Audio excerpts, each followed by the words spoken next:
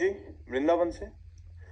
राधा वल्लभ श्री हरिवंश महाराज जी। गुरुदेव भगवान, अगर महाप्रभु जी माधवेंद्रपुरी पाद जी के लिए खीर चुरा सकते हैं, द्वारिकाधीश नरसिंह मेहता जी के लिए मुनीम बन सकते हैं, गिरधर लाल मीरा जी के हो सकते हैं, तो प्रभु हमारे सभी आचरणों को सुधार के हम पर ऐसी कृपा क्यों नहीं कर सकते? क्योंकि हम तो इतना बल नहीं रखते प्रभु द्वारा। प्रभु कृपा कर रहे हैं मेरे नाथ, आप समझने की चेष्टा करें। प्रभु कृपा कर रहे हैं, पर हम उस कृपा का तिरस्कार कर रहे हैं। पक्का माने, उनके जैसा कृपालु अगाध करुणा सिंधु तो ना था, ना है, न रहेगा। और वो अहेतुकी कृपा करते हैं, किसी साधन पक्ष को देखकर कृपा नहीं करते। पर हमारी जैसे कोई पिलाने वाला पिलाए तो हमारी अंजुलि तो परिपक्व होनी चाहिए, अंजुलि तो अच्छी बंधी होनी चाहिए। अब ऐसे अंजुलि बांधे तो जो आ रहा है वो ओठ तक नहीं पहुंच पा रहा, बीच में ही निकल जा रहा है। हमारे अंदर इतनी सामर्थ्य नहीं है कि हम काम क्रोध मद लोभ मत्सर पर विजय प्राप्त कर पावे, पर इतनी तो है कि हम आग के नजदीक न जाएं।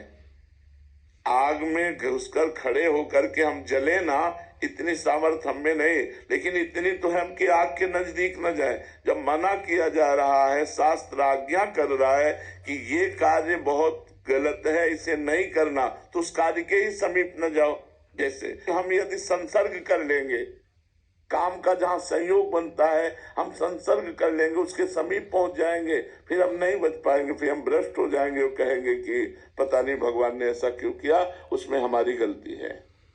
हम शास्त्र आज्ञा का पालन नहीं कर पाए, अब आगे हम संभालें, हमसे त्रुटि न हो। ये प्राणपन से नियम जीवन में धारण करें कि कभी हम शास्त्र विरुद्ध नहीं चलेंगे तो कभी कोई बाल बांका नहीं कर सकता। माया वही आक्रमण करती है जहां हम गुरु और शास्त्र की आज्ञा का उल्लंघन करते हैं। अगर हम शास्त्र और गुरु आज्ञा का उल्लंघन न करें तो माया हमें छू नहीं सकती। सीम की चाप सके को तासु, बड़ रखवार रमापति जासु। तो बड़े बड़े जो उपासक हैं कभी कभी चूक कर देते हैं, आनंद की उमगन में आकर, अपने भजन के आनंद की उमगन में आकर के कभी कभी चूक कर देते हैं और फिर माया उनको परास्त कर देती है। भगवान की कृपा है, लेकिन हमको कृपा पान करने के लिए अंजुलि टाइट करनी पड़ेगी। जो हमारे अंदर पोलापन है उसे हटाना पड़ेगा, घनीभूत भक्ति लानी पड़ेगी। तो हमें खूब नाम जप करना है और जहां से हमारे गंदे आचरण होते हैं उनसे बचना है, उनसे दूरी बनाना है, सात्विक भोजन पाना है।